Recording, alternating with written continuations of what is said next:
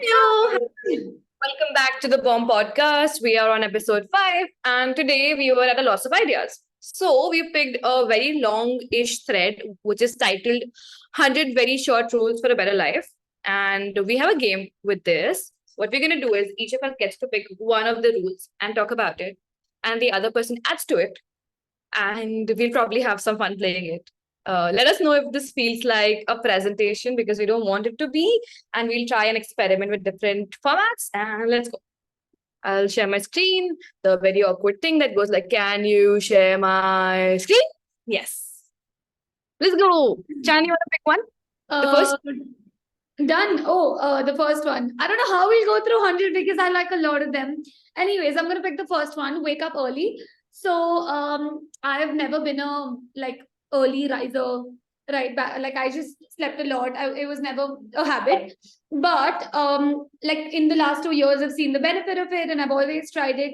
And in the last 3 weeks, I've been waking up 2 hours earlier than say usual work hours begin for other people, and it has been a really, really good thing. The reason I didn't do it earlier is because I guess I didn't have a good, sort of, I don't know, no good motivation to wake up on time, right? Exams, academics didn't matter. Now, what I've realized is that waking up early, one, gives me a few hours without pressure. Like on most days, for many reasons, life feels like a catch up game to me.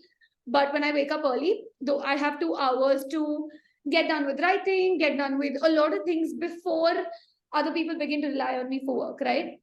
So I think wake up early is a great thing. But no 5 a.m. club. I'm not a part of that. I probably will never be. I wake up at 7 a.m. and I'm good with that. So yeah, that's me. Okay, I have a thing to add to that. While waking up early is great, if you also are somebody who prefers working late night, that's great too. We don't judge. I honestly feel like wherever you find your little block of time, जहाँ पे तुम्हें peaceful, undisturbed time मिलता है, is good. Try to chase that. However, I have also noticed on days that I do wake up early and rush out of the house and sit in my place with my coffee and sit down to work, write, whatever. I just feel happier on those days. So I think mornings are better than late nights, but you do you, boo. I like that. Yeah. I want to read something every day. And the reason, so I have been, bachpan se been inculcated the habit of reading every day. My grandma tells me that my grandpa used to say something, which SG also tells me, is that kuch पढ़ के सो कुछ लिख कर सो. I don't know the next line, but I'll paraphrase it, and it says कि जहाँ भी सोए थे उससे आगे बढ़कर उठोगे और जागोगे, which basically means that if if you read something and you're at this, if before going to bed you're at this point, if you read something, you will be at this point of your journey. Basically, you will grow faster.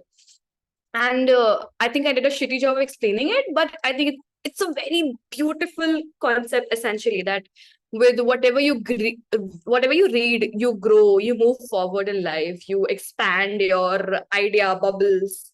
And yeah, I think even if you read for 20 minutes a day, in a matter of a month you'll probably have read 2 or 3 books, and that's a lot of information that's just good to tickle your brain with. Sometimes this information might not be directly applicable, sometimes it might be. And what I've learned for that is whatever you do, learn, read, talk about, none of that is wasted. Again, my dadaji used to say that gyan kabhi waste nahi hota. You always take transferable skills from everything, and you'll probably find a way to apply your random knowledge from 10 years ago somewhere 3 years later. So do that more often, and you'll be good for life. Nothing to add. I think I agree with all of these because we've talked about this, right? I would pick strenuous exercise every single day. I don't know about the I don't know about the intensity, but I will tell you this. I think, I mean, I was not like ever an outdoors person, but I don't know if it's the last 3 years, I don't know if it's that for all of us, but 20 minutes outside your desk, outside your home, on, in the sun, touching the grass is brilliant. That's one part of it, right? And I don't mean like rigorous exercise there, but I do mean that just being outside, whether it's a stroll, whether it's a like fast paced walk. I do think like everybody I talk to, if they've tried this, they have seen the benefits and it is brilliant. Forget about all the excuses you've been making. Forget about each time you tell yourself you're tired, that you cannot change into, I don't know, like shoes to go outside for a walk. You have to, right? Like I think there was one thing I would tell everybody is to move every day. The second part of it, which I've not experienced but read, is that I think they probably talk about strenuous exercise every single day, is because I've read a lot of these people who do really intensive workouts talk about how showing up to these really intensive workouts and pushing your body to do them also trains your mind, right? Like, and I think this connects to the fact that I think the more you feed your brain with trust that you can do something you promised yourself you would do, you get more confidence, right? If I've woken up, if Anshika and I sit down for 21 days without a break, right? If we record this, I'm not saying 9 p.m., but if we do this for 21 days, we will be more confident people. We will have more trust in our abilities, right? I think when they say that's what they mean, reiterating that intensive exercise shows you what your body is capable of, and thus your mind. And at least that's a aspirational thing for me. I just do my runs every day, which is not intensive, but just something that keeps me sort of I don't know, happy. So yeah, that I wanted to pick that. Sweet. That reminds me of the thing that Cody Sanchez often says: savage the body, civilize the mind, and build the bank. Yes, I think yes. Oh, I love Cody Sanchez. Really, I think boring. Yeah, we've talked about her at length. Maybe we should talk about boring businesses at some point. You know what, I'll note that because we were at a loss of ideas. Yeah. But okay, ठीक है. Wait. You know what? I actually don't understand what character is fate means. If you have any thoughts. My first interpretation was that your character, guessing your personality, what they mean by character, is fate, as in it, at least, I don't know, maybe this is written really extensively, but I think what they mean is that your personality defines, your journey. That's what my interpretation was. I'm happy to, I don't know, actually, we should ask a couple of people. I don't know, but that's what I understand. And I agree with that. Too succinct. Yes, it's too succinct. And the good thing about those things is that you can apply them anywhere. So maybe we're wrong. But yeah. Move your life's philosophy with actions over words, and that's not easy. Fully agree. Famous example, not famous example. Nah, I don't like this. I'll pick a different one. Sorry.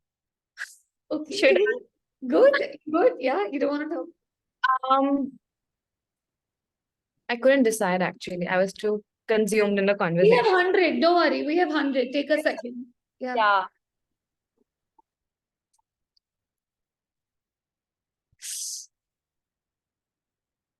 Nah. Oh, I like this. I like success equates autonomy. We often talk about that in our inner circles, that we want to have the freedom to do whatever we want to do with our times. And that could be doing a lot of work in a time, but the kind of work that we choose to. That could be resting, that could be chilling, that could be baking brownies. But to be at a place where your time is not in the crutch holes of anyone, you're not at like the beck and call of, say, as any second person would be bliss. And that is really what success is. Today, my time goes to college. I cannot skip my 12 to 6 block, no matter what is happening in the world, unless I'm dying. And I want to be at a place जहाँ पे वो नहीं है मेरे पास. But then also, I also want to be a place जहाँ पर I can work. I don't want to go to like a 9 to 5 thing, definitely, where my time is blocked again for them. Like college में 1 to 6 block है, फिर उधर 9 to 5 block है.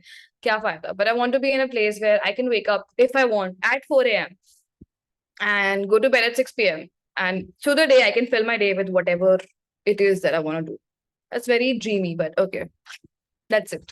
Yeah. Trash, when you see it, is so cute. I like that. Yeah. That reminds me. Were you going to pick it? No, it is there. Like, pick up trash when you see it. That's all there is to that. Yeah, that reminds me. So a lot of people don't pick trash because they're like, oh, it's not my job to do it, somebody else's job. Or like, I'm not too little as a trash picking person to be picking trash. But again, oh, I'm highly influenced by what all the things my Dadaji has told me. But he told me that दुनिया में कोई भी काम छोटा या बड़ा नहीं होता, which is like obvious. But he also told that if you are a jhadu wala person in this city, if you're the jhadu wala person in Gorakhpur, make sure you are the best damn jhadu wala person in the city. Nobody should clean it better than you. And I think about that a lot with whatever I do. Everything I do, before I hand in an assignment, before I send across a document to somebody, whatever it is, I try to spend like 2 seconds thinking, is this the best I could do? Is there any little way I could make it incrementally better? Could I make it slightly entertaining? Could I make it slightly funny? How can I just give a good experience with what I am giving to you? Try that for a week. I promise you, you'll be really proud of yourself. Go, Charlie. Yeah, I don't know how we went from trash to that. Was really sweet.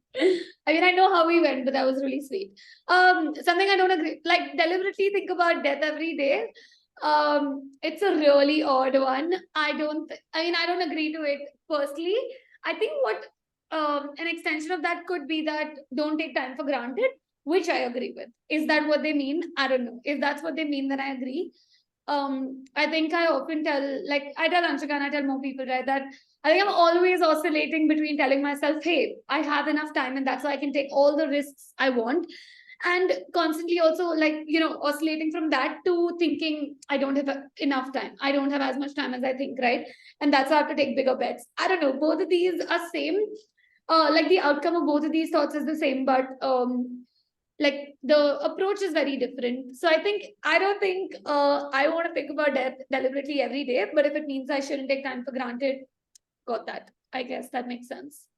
I think it also wants to teach you that you should not be attached to any material thing in life, because when you die, like everything, like single thing gets left behind. So probably also that. I don't know. I'll have somebody. I wish more people around me learn that. Every day. But I hate the idea. I personally hate the concept of thinking about that. It just makes me sad and depressed and blah. Oh, I should plug this song. There's a song called Seasons in the Sun by the Westlife. That's one song about death, which talks about it so beautifully. And it makes me just so happy to listen to it. You have to check it. I'll link it. Please check it out. It's beautiful. Okay. Do you want to take another one? Because I took two. Yeah. No, scroll down. See, the best thing you can do for your work is take a walk. Just reiterating. You are what you repeatedly do. Actually, I just really like that. I don't know if I have enough substance to add. Okay, I'll try. We'll just take a shot at it, right? You are what you repeatedly do, I think, is a way of also saying two. It's a way of saying two things. Actions over words. Like you could have a lot of things to say, you could have a lot of opinions, but at the end of the day, you are what you repeatedly do, right? Like I am a fit person if I've worked out every day. I am a reliable person if I've shown up every day, if I've done the work every day, right? I am a great, I don't know, take any example. Somebody is a great speaker because they've repeatedly done it. So I think the second part of that would be consistency, right? I think both of these, tenets make you who you are. So I think one is that sort of putting your thoughts and words into deliberate action versus doing them consistently over time. That's why it caught my eye, because that's the gap, I think, between personalities. I remember in my, when I was almost graduating, just last few weeks of college, some people just went up on stage and said things they wanted to their, peers and professors. And I wasn't a fan of doing all of that. But I think one of the professors called me. I don't remember, one of the students or professor. So I went up. And just the day before that, I had read about how something about somebody talking about how they want no difference between their online life and offline life, right? Essentially, and that was one. And could they be the same person in front of every person they meet? But just the degree of how much they open up changes. Today, a lot of people I meet are just entirely different people around other people, right? I don't want to be that, right? Could authenticity come at that level where you are just like that person, and just the degree of how much you show changes? I think I know it's a little like there's a little deviation from you are what you repeatedly do, but that's what it reminded me of. I think if I were to do something that that makes me, one thing would be to bridge that gap, to be super honest in life with myself, with people around me. I think that is precious, and I see in very few people. Yeah. It reminded me of two things. So it's like a balance between authenticity and self-expression. So authenticity is your online self being your real self in the offline world, and self-expression could be, say, I'm a really interesting person offline, but that does not translate into my online presence. So you probably want to think of it both ways and function. Yeah, So exactly. Yeah. I want to pick 26. One, because it's my birthday, and two, because it's also a good prompt. And it says, what book has changed your life? Is a question you should ask people you admire if you want to change your own life. Um, I I just want to talk about the book that has changed my life per se, because it leads me to a lot of talking points. When I was 12, I got this big red encyclopedia, and it was just called the Big Red Encyclopedia or something like that. It was this thick, and it was full of knowledge about everything under the sun. It talked about communication, it talked about human relationships, it talked about human body, it talked about geography, it talked about the solar system, it talked about automobiles, it talked about music. I don't know. It just had a bunch of things. For a 12-year-old kid who was highly curious, this was that one, like, it was the MVP of Google in my life. It led me to everything that I ever wanted to see, learn about, read, and also exposed me to a bunch of ideas. Back then, my life was probably limited to, say, a little bit of gaming, a little bit of solar system, a little bit of botany, and a little bit of probably just writing, and that's all. But this book particularly probably inspired me to look into more curiosities that I might have. And because every single page that I flipped gratified my curiosity, I got into this reward system of reading the entire book and realizing, oh, I learned something. Oh, I learned something. So every single day, I would come back home and just be really excited to see what can I flip to today, and probably got me into the habit of asking more questions about everything, seeing more, looking for more. So yeah, that came to mind, and it's entirely unrelated. But the day I'm like really famous, I'll talk about this. What's the book that changed your life? And it will be my big red encyclopedia. I can imagine why you also have a bright red notebook now. So it'll always be that. Amazing. Scroll down. None of these. Um.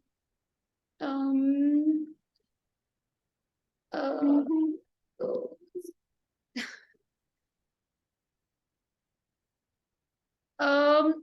I like a lot of these, but like that's I don't have like all. For example, this one. Stop looking for shortcuts. Do the work. Hmm? I 100% agree with it, but when I think about things to say to it, I just like feel like I don't have anything original to say. But I agree. Yesterday, maybe I'll talk about this, right? Yesterday, I read the piece about how I was just reading somebody's take on another very brilliant, nuanced take on the 70-hour work week debate. But one of the parts of that article was, I don't know, Anshika, if you checked that out yet, but the humorous one, right? Yeah, that essentially talked about how um, even getting to a place where you get to do meaningful work requires a lot of hard work, right? What they talk about, right? If somebody, for example, has taken the conventional path and now feels like 10 years later that it's a soul-sucking job, it would have, for them to not take the conventional path and figure something else out, would have taken a lot of hours, would have taken a lot of hard work, right? And that was a very interesting thought. I mean, and that just reaffirmed the fact that, like, one, there is no shortcut, right? You have to do the work. And this just reminds me of that quote, school of thought, that like easy choices lead to like difficult lives, and tough choices lead to easy lives. I think I would go back to that. If you're young, don't look for shortcuts. The answer, honestly, to like everything is consistency, showing up, and doing the work that you're supposed to. Right? It is. I don't think there is any shortcut to any of these things. So Eat the frog. yeah. So yeah. So that's what my thought is. Yeah. Okay. I want to pick 32 and 34 combined. So it says have a philosophy, and 34 is keep a commonplace book, a collection of sayings about how to live. I read this SOG letter from Saurabh, which talked about the idea of having principles in your life. And then I also watched the entire Ray Dalio series of having principles and ethics and all of that, right? And essentially, principles are sort of rules or frameworks that you build in your life to decide how you will lead your life, how you will make decisions, and probably help you justify whatever you do, make complicated situations, help you make hard decisions in complicated situations. So, and some some person told me that their philosophy or their principle in life is that they will choose convenience over money. And that was nice. And that's because it helps them to, I don't know, just make life simpler for themselves and keep their head safe.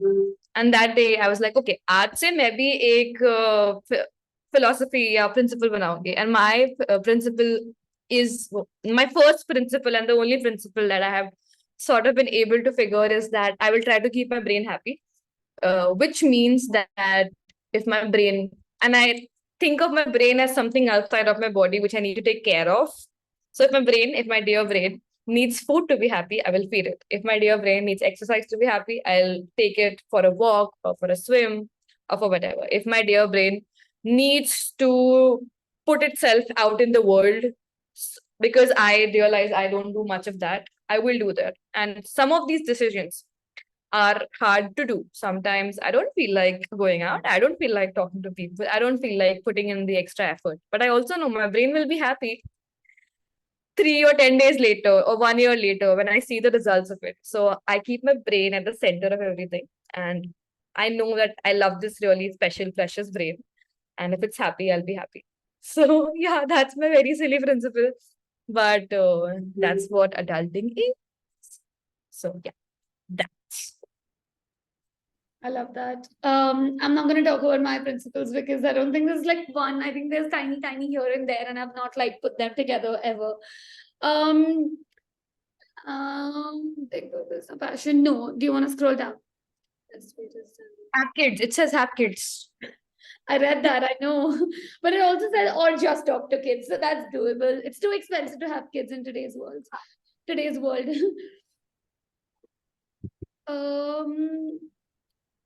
Cut toxic people out of your life. Woo! I don't know how to talk about that and keep it concise. But I will try.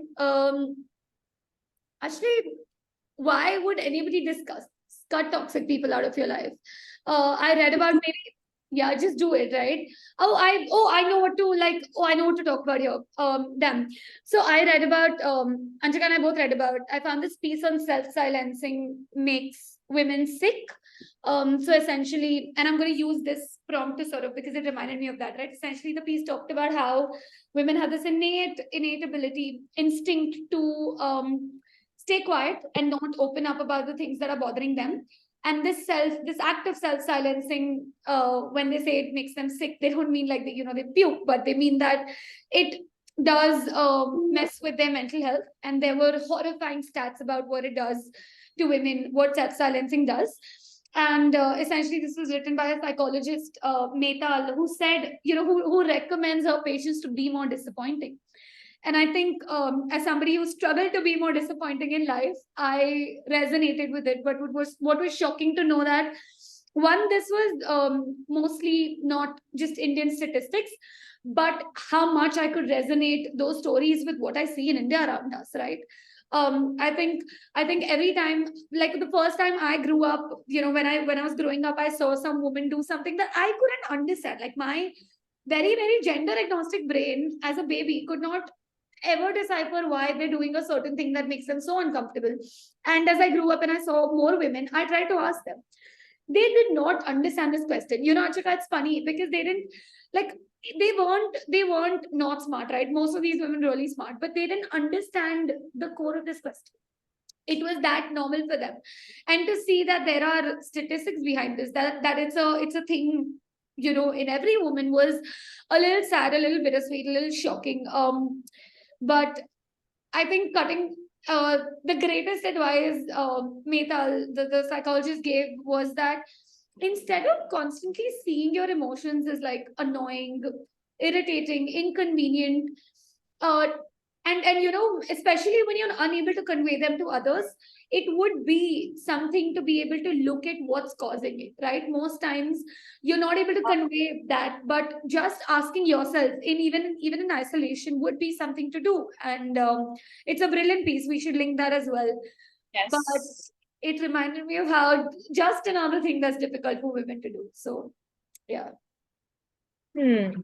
I think on that note, we should stop recording for today. We can probably revisit this tomorrow and take a look at the rest of the thread.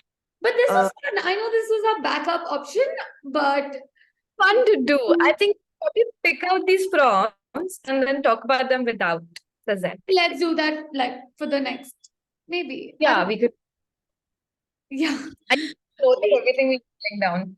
Do you want to do a thing? This will be tough. It'll make us awkward on screen. But idea for next time, whoever's watching, we would, based on the fact that we know each other quite well, we pick prompts for each other and don't tell each other what that is before the episode, until Like, before the episode, and like discuss those. Let's do that tomorrow. I think that's done. a fun idea. The remaining 50. Okay. Yes. Yes. Okay, and that was us trying to do a very not so cool outro, but bye. Bye.